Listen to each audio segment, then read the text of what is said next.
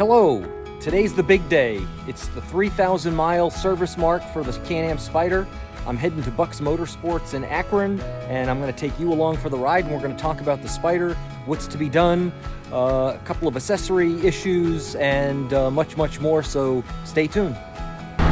Hello everyone, it's Chris, and today's a big day, a big milestone for the Spyder.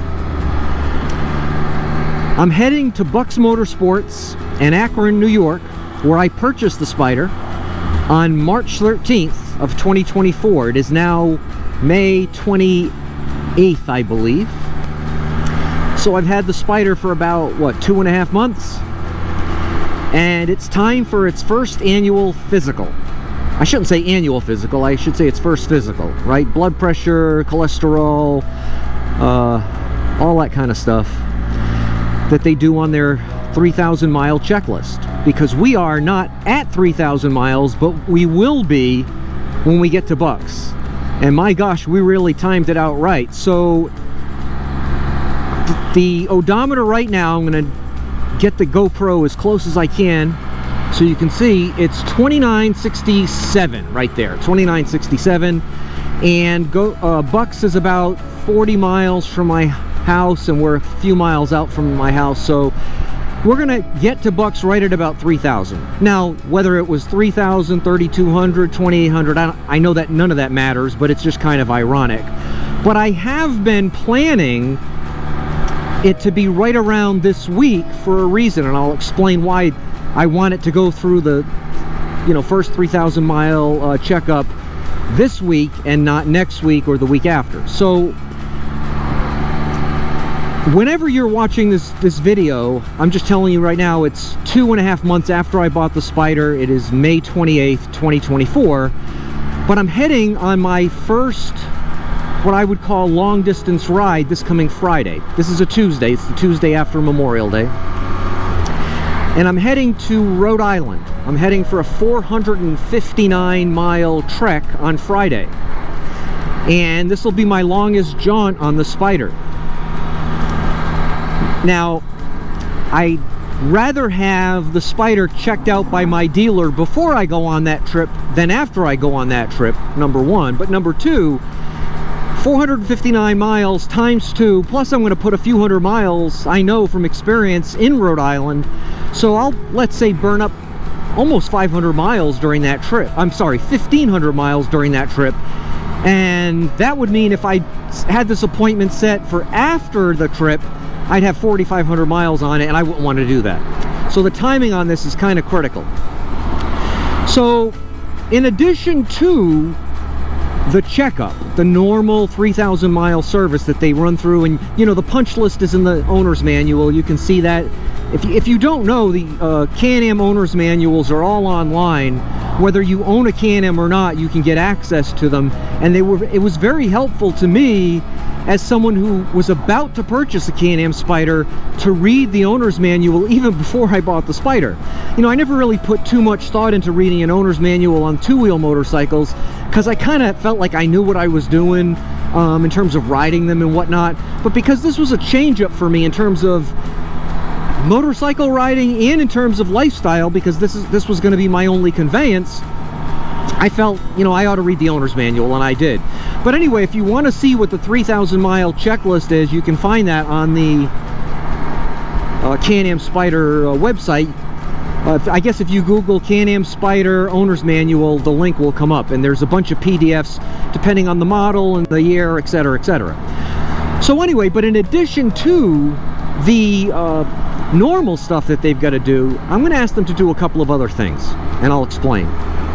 So I went back to the dealership about maybe a month ago to have some accessories installed, and one of them was this dual charger that Sling Mod sells. So on this side is the USB charger, and it's for my phone.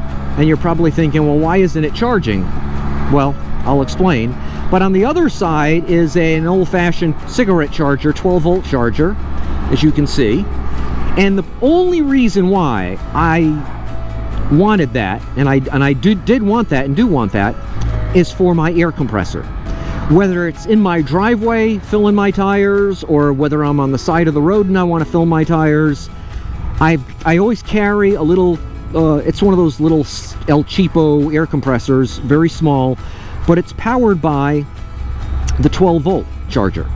And so my KTM had a 12-volt charger, and it worked out great. This one didn't, so I thought, okay, I need to get this accessory. Well, I watched one of Spyder Wayne's videos related to this accessory before I had this accessory installed, mind you. And Spyder Wayne, for those of you who follow his channel, if you don't, you should, but for those of you who do, you know what I'm about to say is true. He knows his stuff when it comes to mechanical and technical things. He kind of bills himself as a novice. He says, well, if I can do it, anybody can do it on some of his videos, but that's not the case. There's a lot of things he can do that I just couldn't do and wouldn't even try. But he installed this on his bike, and the first time he tried his compressor, it blew a fuse. Now, I did not know if that meant all compressors. Never really put a lot of thought into it. So anyway, fast forward, I have this installed. The first time I test it, it blows a fuse, and not only did it short this out, but of course this is also not working, and that's why my phone is not charging right now on this 45-minute trip to the dealership. So one of the things I'm going to have them do is, you know what, I'm going to pull into this parking lot here because there's something I want to show you, and I've got to get off the bike to show you. But so one of the things is they've got to fix this here. I think it's a simple fuse change, but I'll let them figure that out. I'll explain Spyder Wayne's commentary in his video. I'm sure the dealer would probably know immediately what the deal is, but I want to explain that. Another thing is they're going to install another accessory, and that is, and you've probably have all seen them, but oh geez. So these grills are very exposed and they're very low to the ground on both sides. And there's an aftermarket, also sold by Sling Mods, there's an aftermarket grill that kind of covers them up. And you can see all the bugs that already got through, and it's not even summer yet. Well, I consider it summer. It's Memorial Day weekend, or just past Memorial Day weekend, and to me that's the start of summer, but not by the true seasonal calendar. So anyway, they're going to install those grills that'll protect that. The only other thing I'm going to have them just have them look at is, so these are plastic, right? This is plastic, no problem. But on this side, this thing needs a bath, but on this side, the plastic seems to flex more than on the other side. So they're going to have to take the plastics off anyway when they do the, I'm not sure if they just take these plastics off if they get down that deep to do the oil change and all the checks they're going to do. But I want to make sure that gets tightened up. And I know I could do that myself, but I bought the thing brand new. I wouldn't mind having the dealer do what needs to be done on things like that. The other thing is, and I think, no, I know I shot a whole video on this, the seat shock is still broken. My Bic pencil is still working great holding it up, but I want them to change that out. I don't think they're going to change that out today. I think they said they want to look at it. I don't know that my dealer is as familiar with the ongoing issue that it really is as some of us are. So, a couple of other things I'll mention. The brakes have squeaked literally from day one. And I think my first thought was that after break-in, they'll, you know, that'll resolve itself. But they're worse now. And they don't squeak all the time. I'm not a heavy foot when it comes to the brakes. But I notice when I put firm pressure on the brake for a firm stop, which isn't often actually, but when I do, there's no squeak. But it's when I just do a light brake, so I'm coming up to a stoplight here, and I'm slowing down now, I'm not accelerating, and I'll also use a little engine braking. I'll, you know, downshift myself. I do not like the Can-Am, I think I mentioned this before, the automatic downshifting. I just don't think it happens soon enough. But anyway, oh, of course it's not squeaking now for you. But anyway, so I'm going to have them look at the brakes. And the other thing is, sometimes I'm good at avoiding potholes. I shot a video on that, the Aim for the Feet video. But if I hit something just that I can't avoid, there seems to be a noise or some, almost like a shock. There's something wrong, I think, with the rear suspension, or at least I want them to look at it. I've heard that this vehicle has an automatic suspension leveling system that determines the weight of the vehicle, and something about an air compressor. And it's been so long since, well, it's only been a couple of months since I purchased this, but it's been so long since I started my research and watching the YouTube videos and whatnot that I probably forgot more than half of what I watched. But I thought that there had been a couple of problems with that, and I just want them to make sure my rear suspension is, you know, operating the way it should as I'm about to head on this long 459-mile jaunt. The weather is iffy today, and I'm grateful that it's going to be dry for the whole trip there. This morning's going to be dry, but rain's coming in late morning, they're saying. So my guess is I'm going to be there till right around lunchtime, and I'm going to get there when they open at 9 o'clock in the morning. And my guess is I'll be gone around lunchtime, and I think that is when the rain's going to start. No big deal. I've got rain gear. The last time I was here for my accessories, it was pouring rain on the way there and on the way back. It was a miserable experience, and this is going to be better than that simply because half of it is going to be dry. But I'll pick this up as we get closer to Bucks. We'll talk a little more about my upcoming journey. That's going to be an epic video, and we'll talk again momentarily. So we're just a few miles out from Bucks, but I wanted to ride down Main Street in Akron. I know we've been here before the day I bought the Spyder, but just a reminder, this is the street where I think it was the opening scene of A Quiet Place 2 was shot. Some of these buildings, that building there, if you watch the beginning of the movie, you'll identify some of the buildings. They look differently because the signs are all different and whatnot. But A Quiet Place 2 was shot here and all over Western New York. But on this street, the opening scene when the aliens attacked, the guy from The Office and his wife, who actually plays his wife in the movie, I forget their names. But anyway, we're a few miles out from Bucks. A couple of other things I wanted to mention. One of the accessories I had them install when I was here about a month ago was the backrest, and I went with the Can-Am backrest as opposed to one of the aftermarket backrests because I saw some reviews that made me think that that was the way to go. But for the life of me, I can't figure out how to adjust it. I know it's adjustable. Apparently there's a screw back there. You fold the seat forward and you tighten the screw to adjust it or loosen it depending on which way you want it to go. I don't see a screw, so I can't turn a screw that I can't see.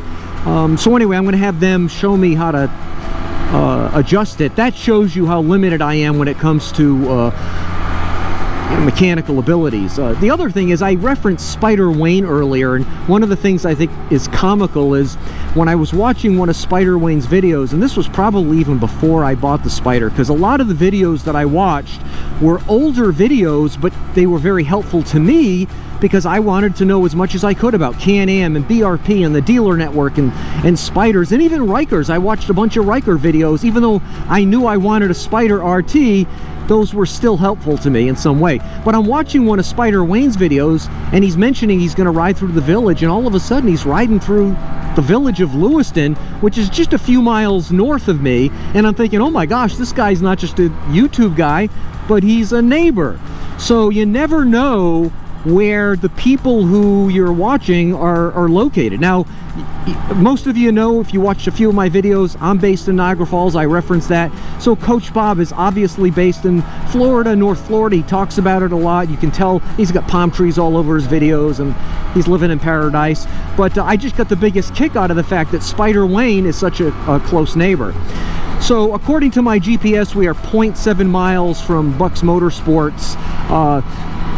What I'm going to do is I'm going to pull into the dealership, check in. I'm going to cut the video off then, and on the ride home, and again, I edit my videos very tightly. I respect your time. So what I'm going to do is on the ride home, explain what it went, how I feel about it. I'm going to give you the price the accessory that I'm having them install is going to jack up the price, so I'll make sure I compartmentalize that, so you know truly what the first 3,000 mile checkup cost, the oil change, the filter, all the whole 9 yards. And I'll give you my feeling on, you know, I guess customer satisfaction as a Spyder owner 2.5 months into it. I will tell you this, I've not had a whiff of reliability concerns, or experiences I should say, since I've had the Spyder. Now, the seat shock failed, I understand that. That's kind of a reliability issue. But I kind of knew when I went into this that that could be an issue. There were other issues that, you know, there are other little minor things that I, you know, feel should be improved upon, but I don't consider those reliability issues. What I was worried about is the thing not starting. You know, being either far from home or maybe even in my driveway and having the thing just not turn over, or some sort of catastrophic reliability issue. Oh my gosh, I've not experienced anything like that, not even a whiff of it. And when I bought this in mid-March, there were a few days where it was freezing. Well, shoot, we had snow after I bought this thing, and even though I didn't have a trickle charger port, and even though it was below freezing when I bought this thing, there were nights when it was freezing. The next morning I'd go to start it and it would, I'm going to shut this down, and it would turn right over, no issues whatsoever. But oh shoot, I wanted to show you, I'm going to turn this right back on. Is this amazing or what? Exactly 3,000.0 miles for my 3,000 mile checkup. That's almost like, that's almost, when they log that, they're going to be like, okay, that's almost impossible, too good to be true. So I'm going to cut it off here. I'm going to pick it up when we drive away from Bucks, and I'll tell you what transpired. Thank you. Okay, we are off. I was in there for 2 hours and 41 minutes. So that was not bad at all, and I may make it home to Niagara Falls before the rain. There's something coming in. You can see it. It's been forecasted. I thought for sure I'd be riding home in it, but I don't have my rain gear on, as you can see, and I'm not going to put it on, because whatever's coming, if it does in fact come, I believe it's supposed to be just spotty and just like passing quickly, so I'm not going to go through the whole rain gear rigmarole. But I will tell you, the service went great. I have a lot of confidence in this dealership, more now than I did before, and I'll explain why. The Sling Mod screens that I had ordered are on back order. I'm going to just pull over here for a moment because I want to put on the charger. I should have done this at the beginning, and I'll explain what the situation is with this charger. In fact, I'll probably just start there. He assured me it's working now, and it is working now, so that's good. So to the charger, it's a simple matter, as I explained, as Spyder Wayne pointed out in his video. This is just not going to be strong enough for my air compressor. Now, I find it shocking that the KTM that I had could handle my air compressor. So I don't know if it's the Can-Am electrical system, if it's this particular accessory. I don't know. It makes me wonder if those of you who are watching this, if you have a Can-Am Spyder and if you have this accessory, let me know. What are you using this for? If you can't use it for the compressor, I know more and more accessories are moving to USB anyway. So for me, I'm never going to use that. I can't imagine ever using that, at least. The wind has certainly picked up, so some sort of storm is blowing in, and I can see rain coming, so it's just as forecasted. It's coming. Hopefully it will be light. It looks like a thin layer of cloud, so hopefully it won't be too bad. But anyway, back to the Spyder. So I'll just tell you right up front, it was $380. Now that's not that does not include the screens for the radiator grills or the installation of that, obviously, because it's not in yet. That's on back order. They'll call me when it's in. But the full service was $380. Now that's really not that bad in my opinion, because I've heard horror stories about these being very expensive to service. Now someone recently commented that it's the 28,000 mile service, that is the big one that's expensive, and it includes a lot of things that they don't do on the first service. So we'll see how that goes. The seat shock. So the guy told me, the service technician told me, the guy who worked on it told me that it's working now. Now, I didn't test it just now, and I'm not going to stop for gas on the way home yet, but well, you know what? I'm going to just pull over just so I can show you whether it's working or not. He said there was a screw. The guy who did this was also the guy who put the bike together. And he said there was a screw somehow connected to the seat shock or whatever, and he said it either fell out or it was never included or whatever. I explained to him that the seat shock worked on the first gas up, and then after the second gas up where it failed, it worked intermittently for a while. And he said, all I can tell you is the seat shock is that the screw is now in, and it's working. So I'm gonna just pull over right here, and we're gonna see if this thing works together. Parking brake on. And you know, I've never done this when the vehicle's running. We're gonna, hey, look, no hands, Ma. The seat shock is working. So, and the pencil I'm keeping in my glove compartment, I'm sorry, my glove box for future use, just in case, but at least it appears as though the seat shock is working. I mentioned that the rear suspension, I had a question on because it seemed to be, I'm going to put this windshield up, it seemed to be making a jarring noise when I would hit a bump, and that didn't happen often, but when it did, I knew about it. So the discussion got a little weird there, because he mentioned there's a valve that you put air into it, and my salesman who was there and I both, we knew that that's not the case, that it's an adjustable, self-adjusting system on the RT Limiteds. And so anyway, he said that there was also some sort of screw, I believe it was a screw that's related to that, and he explained it to me. It was kind of over my head technically, but he said it's working now. I should sense a difference now going forward, so I'm happy with that. He said otherwise, clean bill of health on everything, and that's important to me. That's important to me because on Saturday actually, of this week, I'm riding to Rhode Island. Now, the reason why the service needed to be done beforehand is it's going to be about a 459 mile trip each way, plus I'll put a few hundred miles while I'm in Rhode Island. So if I didn't get this done now at 3,000 miles, it would be well past the recommended first service time. Now, the trip to Rhode Island video, I'm going to do a few videos in Rhode Island because it's a beautiful state, and you're going to see a little bit of it if you come with me for the journey. But I'm also going to do a video of the trek there because this will be my longest ride on the Spyder. You can see the sky is kind of bright. It's raining, but it's hopefully not going to be not going to get heavy anytime soon. The trip to Rhode Island is my longest trip. It'll be 459 miles. Now, I do this route often. I have family in Rhode Island. I'm originally from Rhode Island, and I visit a few times a year.